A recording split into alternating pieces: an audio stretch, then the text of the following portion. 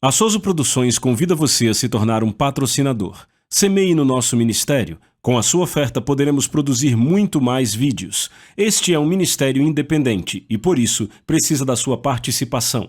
Inscreva-se no canal e compartilhe os vídeos. Seja um multiplicador desta visão.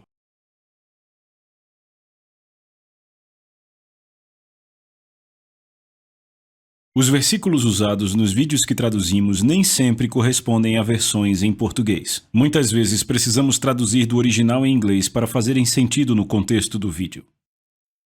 Meu nome é Rick Renner e hoje eu estou num dos meus lugares favoritos, na cidade antiga de Éfeso, e este é um lugar que é fechado ao público.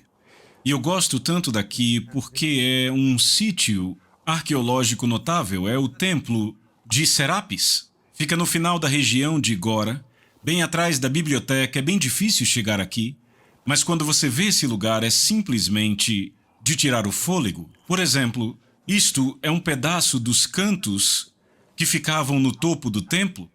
Estas são ruínas de colunas caídas, que antes eram uma peça só e cada uma pesava 80 toneladas. Este era um templo muito grande, era enorme, para o deus Serapis. A religião de Serapis era obscura, era sombria, era assustadora, era egípcia e era cheia de música misteriosa e todos os tipos de rituais ocultos.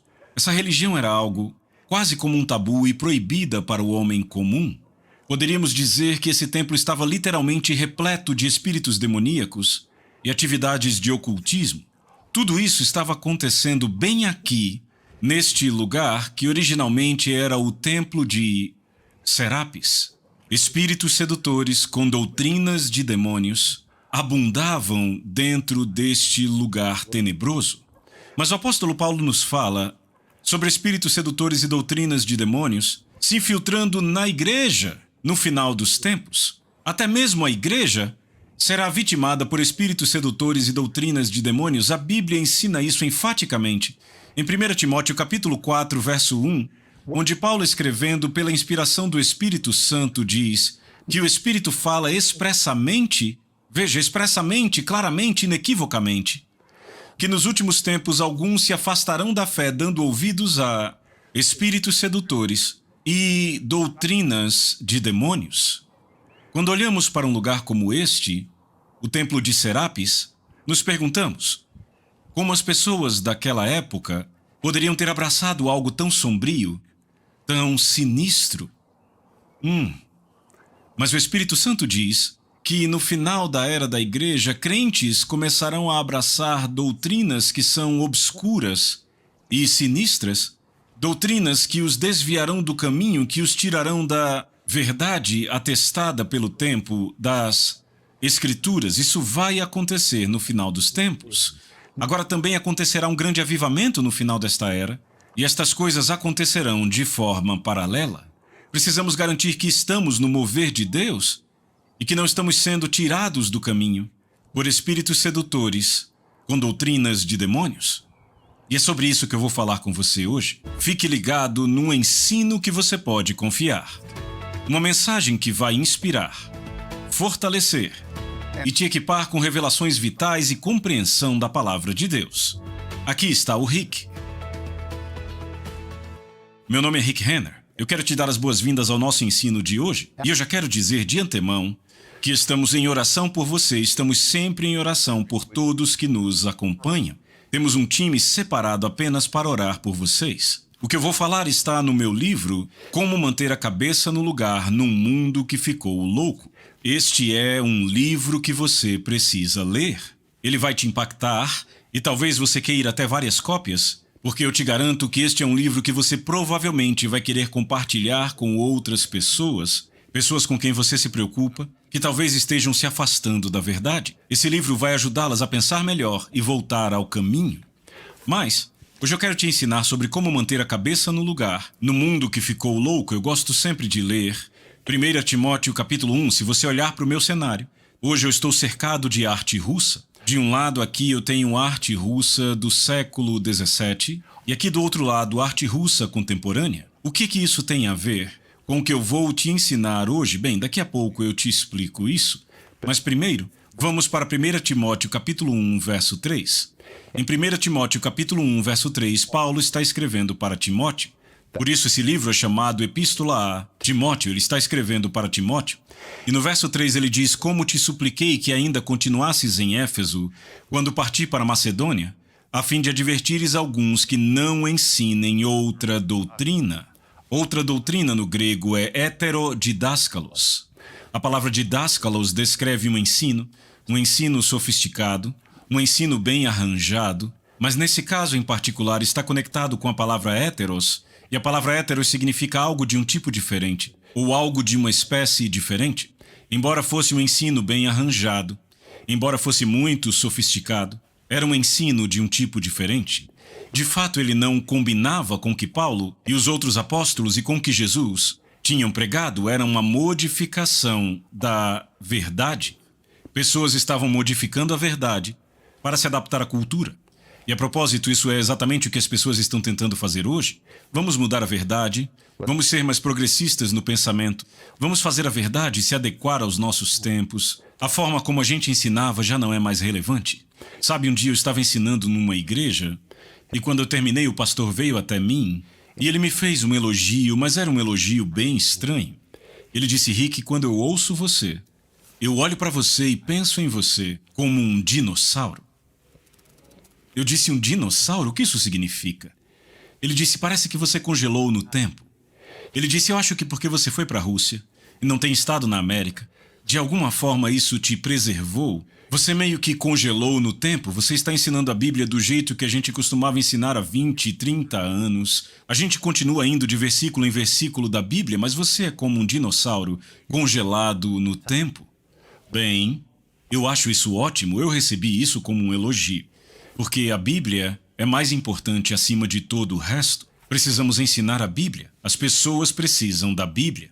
Nosso trabalho não é se desviar das Escrituras ou pregar outra coisa. Não devemos modificar a verdade, devemos ficar com a verdade. E, meus amigos, não importa em que geração vivemos, ou que década seja esta, ou qual pensamento progressista popular do dia, a verdade é sempre a verdade. E como porta-vozes de Deus, o nosso trabalho é falar por Deus. E o nosso trabalho é falar a verdade da forma como Deus a deu. Não estamos aqui para pregar um evangelho de outro tipo, nem algo de outra espécie, mas estamos aqui para ficar com a mensagem original. Agora, veja o que Paulo diz em 1 Timóteo capítulo 1, verso 7. Ele está descrevendo aqueles que se afastaram da fé e estão ensinando a modificação dela. E ouça o que ele diz a respeito deles no verso 7. Desejando ser professores da lei, não entendendo nem o que dizem, nem o que afirmam. Quando Paulo diz desejando, no grego é a palavra thelo. A palavra thelo significa desejar, querer, desejar sinceramente. Mas nesse caso, descreve um desejo persistente. Eles estavam realmente desejando ser profundos. Professores da lei, no grego é a palavra nomodidáskalos. De nomos, que significa leis, princípios ou padrões, e didáscalos, que significa eu ensino. As duas palavras juntas aqui traduzidas como professores da lei, mas de fato são aqueles que querem ser profundos, eles querem ser estudiosos, querem ser advogados das Escrituras, querem lidar com as Escrituras, princípios, padrões, normas das Escrituras. Mas Paulo diz não conseguem fazer isso de forma precisa porque não entendem o que estão dizendo. E a propósito, a palavra entender, que Paulo usa nesse versículo, vem da palavra grega nous, que descreve a mente, mas nesse caso, não estão pensando corretamente, há um defeito na mente deles, estão chegando a conclusões ilógicas. Paulo diz eles não conseguem ser o que querem ser, é bom terem desejado, é bom quererem ser profundos e estudiosos, mas eles não entendem, há algo de errado em seu pensamento. E eu já falei em outra ocasião que um dos problemas é que as pessoas de fato não conhecem a Bíblia. Você precisa conhecer a Bíblia antes de você se levantar para ensinar. Se você nunca passou pelo ABC, você não está pronto para fazer algo acadêmico. Às vezes pessoas dizem, sabe, as pessoas têm um desejo. E tem pessoas que são tão sobrenaturalmente dotadas em sua habilidade de falar, são simplesmente magistrais. Isso é bom. Isso tudo é parte do equipamento sobrenatural que Deus nos dá. Mas Deus também espera que usemos as nossas mentes. Ele quer que usemos o cérebro. Deixa eu te dar essa ilustração. Se você conhece uma criança que quer ser um cirurgião, e a criança diz, eu realmente quero operar pessoas, eu quero mesmo ser um cirurgião. Você diz, uau, isso é maravilhoso, vem cá, eu vou te dar um bisturi, vá em frente, ache alguém para você operar. Você faria isso? Ou você diria, sabe, esse é um bom desejo, mas primeiro você precisa ir para a escola. Você precisa aprender medicalmente como operar pessoas, precisa treinar com um cirurgião que te mostre o que fazer. Você daria um bisturi a alguém porque a pessoa tem desejo? Ou você a encaminharia para o estudo? Não, deixa eu te perguntar. Você gostaria de ser operado por uma pessoa que nunca foi à escola? Eu acho que não. Da mesma forma, se alguém vai pregar, se alguém vai ensinar, se vai manusear a palavra de Deus, precisa de alguns princípios básicos. Como fundamento, elas precisam ter estudado antes de puxarem seu bisturi para começarem a espiritualmente operar a alma das pessoas, os corações das pessoas num sentido espiritual. E Paulo diz nesse versículo, 1 Timóteo 1, verso 7, dá a eles o benefício da dúvida. Ele diz, eles cometem erros doutrinariamente, mas é porque nunca foram a uma escola, simplesmente não entendem que há algo defeituoso em sua forma de pensar e, por isso, estão chegando a conclusões espirituais e lógicas. E sabe, podiam acreditar sinceramente no que ensinavam, mas o que estavam ensinando não estava em concordância com todo o corpo das Escrituras. Precisamos ser muito sérios. Se vamos subir num púlpito, aparecer em vídeo, ou usar qualquer formato para ensinar a palavra de Deus a outros, isso é coisa séria.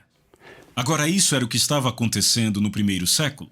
Mas quando você vai para 1 Timóteo capítulo 4, verso 1, o Espírito Santo profetiza o que acontecerá no fim dos tempos. Eu já falei sobre isso, mas vamos dar uma olhada aqui. Nesse versículo, o Espírito Santo diz... Ora, o Espírito fala expressamente, esta palavra expressamente é a palavra grega retos, que significa enfaticamente, definitivamente. Ele está descrevendo algo que muito certamente vai acontecer. Ora, o Espírito fala expressamente, em termos inegáveis e inconfundíveis, com uma linguagem mais forte e mais clara, que nos últimos tempos, alguns deixarão a fé dando ouvidos a espíritos sedutores e doutrinas de demônios. Então agora, nesse versículo, o Espírito Santo aponta o seu dedo para 2000 anos no futuro, para o fim da era da igreja, e ele começa a descrever um estranho fenômeno que iria ocorrer dentro da igreja à medida que a igreja chegava ao fim da era da igreja. E o Espírito Santo diz nos últimos tempos, quando não houver mais tempo, quando se chegar no fim da era, alguns deixarão a fé. Essa expressão a fé tem um artigo definido no grego que nos diz que isso não é fé para sinais e maravilhas, ou fé para finanças, ou fé para a cura. Esta é a fé. Alguns se afastarão da fé ou do ensino, claro, das Escrituras, da verdade testada pelo tempo da Bíblia. E aqui a Bíblia diz que se afastarão porque darão ouvidos a espíritos sedutores e a doutrinas de demônios. Então haverá atividade de espíritos malignos nos últimos dias para tirar pessoas do caminho. E de fato a palavra sedutores é a palavra grega planeo. A palavra planeo era na verdade usada para descrever um animal que se perdeu no caminho e não conseguia mais achar o caminho de volta para casa. E nesse verso o Espírito Santo profetiza que no final dos tempos alguns vão se perder no caminho, divagarão moralmente. E de fato a sociedade como um todo ficará tão perdida moralmente, se desviará tanto do caminho, que vai parecer que a sociedade perdeu a sua capacidade de voltar para casa, de voltar para o que um dia já foi. Isso vai acontecer no mundo, e a Bíblia diz nesse versículo que vai acontecer com alguns na igreja. Agora, o que significa a palavra alguns? No grego significa uma boa quantidade, uma quantidade considerável, e também se refere à liderança, a alguns líderes que vão começar a se desviar da fé, do ensino sólido das Escrituras. Mas aqui está o problema com isto. Líderes têm impacto, e quando líderes mudam, levam pessoas com eles. Então temos que ter cuidado com a quem estamos dando ouvidos e orar por nossos líderes. Precisamos orar para que se mantenham no caminho certo. Mas nesse verso, o apóstolo Paulo escreve sob a influência do Espírito Santo. Ele diz que o Espírito fala de forma expressa e inequívoca. Não dá para entender errado o que o Espírito está dizendo. O Espírito está falando na linguagem mais forte e clara que no final dos tempos algumas pessoas notáveis e pessoas que vão com elas começarão a se afastar da fé, do ensino claro e sólido das Escrituras, dando ouvidos a espíritos sedutores e doutrinas de demônios. A palavra sedutores vem do grego planeo, espíritos de engano, espíritos que fazem as pessoas saírem da verdade, perderem o senso, perderem o caminho. E a Bíblia diz que farão isso com doutrinas de demônios. A palavra doutrinas vem do grego didascalia e descreve algo bem elaborado, bem arranjado, muito sofisticado. São novos sistemas de pensamento, pensamentos progressistas, mas é muito diferente do que a Bíblia ensina. É um caminho diferente. Mas ele será apresentado por espíritos sedutores, num pacote muito bonito, muito sofisticado, um novo sistema de pensamento, uma nova maneira de pensar, e as pessoas em geral na sociedade, e até mesmo alguns na igreja, vão acreditar na mentira. Isso foi exatamente o que o apóstolo Paulo escreveu, o que o Espírito Santo profetizou através dele, em 1 Timóteo capítulo 4, versículo 1, mas agora eu quero que você vá para 2 Timóteo, e em 2 Timóteo capítulo 4, versículo 3, o apóstolo Paulo repete isso, mas diz de forma diferente. Ouça o que ele diz. Porque virá o tempo. Note que ele diz virá. Ele está falando sobre o futuro. Novamente, ele está profetizando sobre o que vai acontecer no final da era, que é esta nossa era. Porque virá o tempo em que não suportarão a sã doutrina, mas por suas próprias cobiças amontoarão para si professores, tendo coceira nos ouvidos. Coceira nos ouvidos se refere a pessoas que dizem: sabe, eu já ouvi isso, eu fui criado nisso, eu já cansei de ouvir isso, nos diga algo novo. Eles têm coceira nos ouvidos para ouvir algo diferente, para ouvir uma modificação, para ouvir a verdade que foi adaptada, alterada ou mudada. E aqui vemos que na sociedade vai haver um movimento de afastamento de tudo que já foi estabelecido. Meu amigo, não estamos vendo isso hoje? É exatamente o que estamos vendo. Pessoas se afastando da verdade estabelecida, se afastando até da ciência, para acreditar em coisas que não condizem com a realidade, estão se afastando da verdade e até têm coceira nos ouvidos, um estranho desejo de ficar ouvindo mais e mais e mais de coisas que não fazem sentido, e estão entrando nisso e acreditando nisso. E a Bíblia nos diz no versículo 4, e desviarão seus ouvidos da verdade e voltarão às fábulas. Isto nos leva a estas artes que eu trouxe aqui ao nosso programa. Deixa eu falar dessas artes. Este é um ícone russo do século XVII. Eu trouxe aqui, na verdade eu peguei emprestado, para te mostrar. E eu quero que você veja que ele está um pouco danificado, destruído. Isso porque quando ocorreu a Revolução Bolchevique em 1917, estes ícones foram retirados das igrejas e foram destruídos aos milhares e milhares. Este aqui, na verdade, retrata Marcos, o escritor do Evangelho de Marcos. É uma peça muito bonita e naquela época já era uma peça adorável de arte. Estes ícones adornavam as paredes de igrejas, as casas dos crentes por toda a Rússia. Antes da Revolução Bolchevique, em 1917, foram artistas fabulosos que criaram essas peças de arte que retratavam a verdade bíblica. Você está me ouvindo? Retratava a verdade bíblica. Mas em 1917, a verdade bíblica saiu de moda. Saiu de moda porque o comunismo chegou ao poder e os comunistas eram ateus, eles não acreditavam em Deus. Isso não era mais interessante, tornou-se fora de moda. Então aqueles que pintavam essas belas peças de arte deixaram isso de lado e agora eles usam as suas mesmas habilidades para pintar contos de fadas, que é o que temos aqui. Essa é uma peça de arte moderna, criada na Rússia, é chamada arte laqueada e esse estilo em particular se chama Palak e é sim magnífico. É feito de papel machê, 16 camadas de papel machê, coberto das ilustrações mais magníficas dos contos de fadas russos. E então é coberto de laca. É simplesmente magnífico. Sabe quem pintou isto? As mesmas pessoas que antes pintavam ícones russos para a igreja. O mesmo talento, os mesmos dons. Mas porque o primeiro já não estava mais na moda, Eles decidiram usar os seus dons e os seus talentos para criar outra coisa. Então aqueles que antes trabalhavam com a verdade, que é o que é isso aqui, um ícone russo da igreja, aqueles que antes trabalhavam com a verdade, começaram a usar seus dons para produzir contos de fadas. Não é impressionante? De fato, se você olhar para isto, é uma coisa maravilhosa, o trabalho de arte é impressionante, o talento é notável, mas agora usado para materiais de contos de fadas. Eles literalmente cumpriram as escrituras, desviaram seus ouvidos da verdade, se voltando para os contos de fadas. O apóstolo Paulo profetiza que no fim dos tempos, é isto que as pessoas começarão a fazer com a verdade da palavra de Deus. A verdade da palavra de Deus, a forma como foi declarada, vai sair de moda. Pessoas dirão, isso não é mais relevante. Houve um tempo em que isso era bom, mas agora não está mais na moda, estamos começando a pensar diferente. Vamos deixar isso de lado, vamos deixar isso de lado.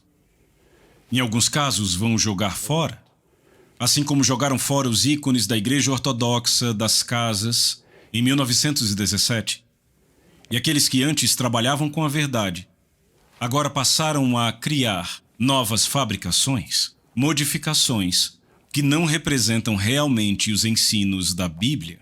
Desviaram os ouvidos da verdade e, como o apóstolo Paulo diz, eles se voltaram para as fábulas. Uau! Uma fábula nunca vai mudar sua vida. Nunca vai mudar sua vida. A verdade vai mudar sua vida. O diabo odeia a verdade, ele quer que a verdade seja descartada, ele quer que a verdade seja jogada fora, eliminada, colocada na estante, e ele quer que cheguemos com novas criações, que são belas, sofisticadas, bem desenvolvidas. E ele nem mesmo se importa, porque ele sabe que essas novas criações, essas novas modificações, de fato não carregam o poder do Evangelho, que pode transformar a vida de uma pessoa.